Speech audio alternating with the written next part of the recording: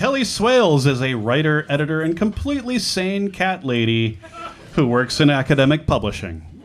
She enjoys Malort. Wait, you said you were sane. I enjoy Malort. I'm just giving her shit.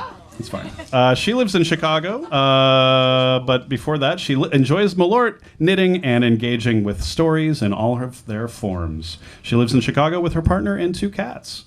Kelly, come on up and tell us. Do you remember?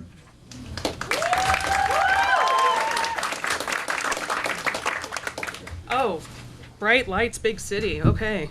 Is this? Okay. So I lost both my parents in the last year, 72 days apart. So yes, we're going to spend 2 minutes talking about dead parents.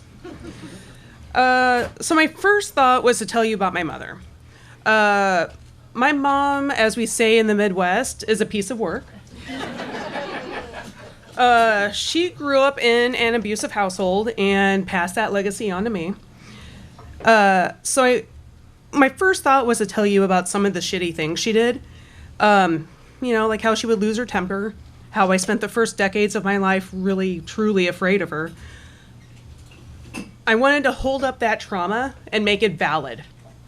But then I wouldn't have had time to tell you about her infectious laugh, or how she suffered a stillbirth and how that grief followed her for the rest of her life. I wouldn't be able to tell you how much she loved a great party, or her knack for putting outfits together. I knew I was going to do this. What the hell? Or just how badly she needed to be loved.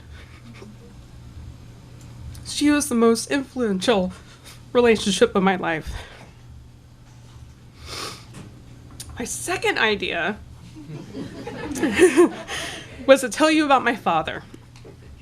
He was born and lived and died in poverty.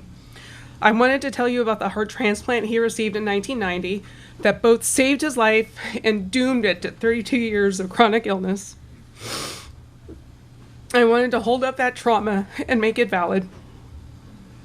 But then I wouldn't be able to tell you about the time he told me that you could tell the girl puppies from boy puppies by looking in their eyes.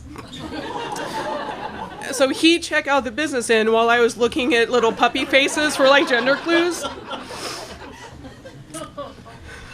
Swear to God it happened. It's my favorite memory of him. I wouldn't have time to tell you about how, the day after my very first major breakup, he took me climbing on the bluffs near his childhood home. And he would tell me stories from his past to let me know that life always goes on. He was the first person to see me for who I am.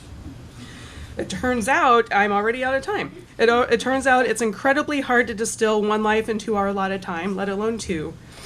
But I'll do my best.